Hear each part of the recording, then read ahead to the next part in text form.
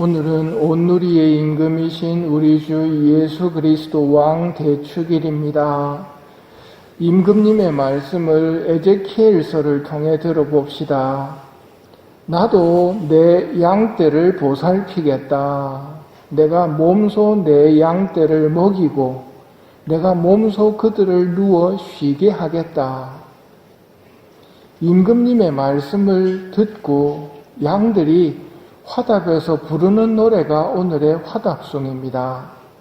주님은 나의 목자, 아쉬울 것 없어라. 푸른 풀밭에 나를 쉬게 하시네. 잔잔한 물가로 나를 이끄시어 내 영혼에 생기 돋우어 주시네. 제 한평생 모든 날에 은총과 자애만이 따르리니 저는 오래오래 주님 집에 사오리다. 임금님의 선하심과 든든하심을 믿는 양들은 임금님의 집에서 오래오래 사는 것이 유일한 소원입니다. 착한 목자이신 예수님의 양이라면 성당에 들어왔을 때 여기 착한 목자를 의식하는 게 정상이겠지요. 성당은 예수님이 계신 곳, 하느님이 계신 곳이고 그분과 대화를 하고 그분을 느끼는 기도의 집입니다. 예수님을 느낄 때 비로소 우리가 할 수 있는 말은 주님은 나의 목자, 아쉬울 것 없어라 하는 노래를 부를 수 있는 것이거든요. 그러니 성당에 들어오실 때 착한 목자를 뵙고 싶어하는 갈망으로 그 기쁨으로 들어오셔야 합니다. 교회력으로는 한 해의 마지막 주일인 오늘 복음에서 우리는 이 세상의 마지막 모습을 보게 됩니다. 이건 우리 모두가 보게 될 장면입니다. 사람의 아들이 영광에 쌓여 모든 천사와 함께 오면 자기의 영광스러운 옥좌에 앉을 것이다. 그리고 모든 민족들이 사람의 아들 앞으로 모일 터인데 그는 목자가 양과 염소를 가르듯이 그들을 가를 것이다. 오른쪽에 있는 사람들에게 말씀하십니다. 내 아버지께 복을 받은 이들아, 와서 세상 창조 때부터 너희를 위하여 준비된 나라를 차지하여라. 왼쪽에 있는 사람들에게도 저주받은 자들아, 나에게서 떠나 악마와 그 부하들을 위하여 준비된 영원한 불 속으로 들어가라. 최후 심판 때 이렇게 두 무리로 나뉩니다. 축복받은 사람과 저주받은 사람. 그 차이는 예수님께서 배고프시고 목마르시고 나그네였을 때 뜻이 맞아 드렸는지 아닌지에 따라 결정됩니다. 양쪽 편에서 모두 말합니다. 주님 언제요? 언제 예수님께서 그러셨습니까? 이 가장 작은 이들 가운데 한 사람에게 해준 것이 바로 나에게 해준 것이고 이 가장 작은 이들 가운데 한 사람에게 해주지 않은 것이 바로 나에게 해주지 않은 것이다. 하느님께서는 우리가 다른 사람들을 위해 그리고 그들을 대신에 바치는 기도를 매우 높이 인정해 주십니다. 우리가 받은 가장 크고 첫째 가는 계명이 뭡니까? 하느님 사랑이지요. 이에 못지않게 중요한 계명이 이웃을 자기 몸처럼 사랑하는 이웃 사랑입니다. 이 두 가지 계명을 동시에 실천하는 것이 기도입니다.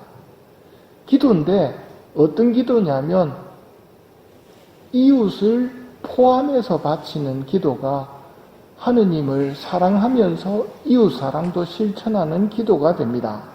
그래서 다른 이들을 위해서 기도하는 것이 하느님께는 매우 귀한 기도라는 말입니다. 마지막 심판 때 예수님께서는 기도가 필요한 나를 위해 대신 기도해 준 것이다 하고 인정해 주실 것입니다. 그래서 교회는 저희에게 일용할 양식을 주시고 저희 죄를 용서하시고 저희를 유혹에 빠지지 않게 하시고 저희 죄인을 위하여 빌어주소서 하며 나의 기도가 아니라 우리의 기도를 바치도록 가르쳤습니다. 자기만 생각하고 살던 사람들은 저주받는 사람들 무리에 들어가기 때문입니다. 의인이 되려면 가장 보잘것없는 사람 하나에게 해준 게 예수님에게 해준 게 되기 때문에 기도 바치지 않는 그들을 위해서 우리는 기도하고 있다는 것을 아셔야 합니다. 그래서 외우고 있으면 이걸 의식하지 못합니다. 여기 저희 안에 그들이 들어있다는 걸 기억하셔야 됩니다. 이걸 제대로 기억하고 있다면 뭘 못하시게 되느냐면 텔레비 보면서 정치인들 욕을 못합니다. 범죄자들 보면서 욕을 못합니다. 왜냐하면 그들이 바로 내가 기도해줘야 할 사람들이기 때문에 저희 죄를 용서하시고 저희를 유혹에 빠지지 않게 하시고 저희 죄인을 위하여 빌어주소서 하고 기도하면서 그들을 욕한다면 하느님 앞에서 이거는 빈말로 기도했다는 증거밖에 안 되기 때문입니다. 이렇게 하여 자기만 생각하고 살던 사람들과 의인들의 삶은 완전히 다르게 됩니다. 그들은 영원히 벌을 받는 곳으로 가고 의인들은 영원한 생명을 누리는 곳으로 갈 것이다. 이게 마지막 장면입니다.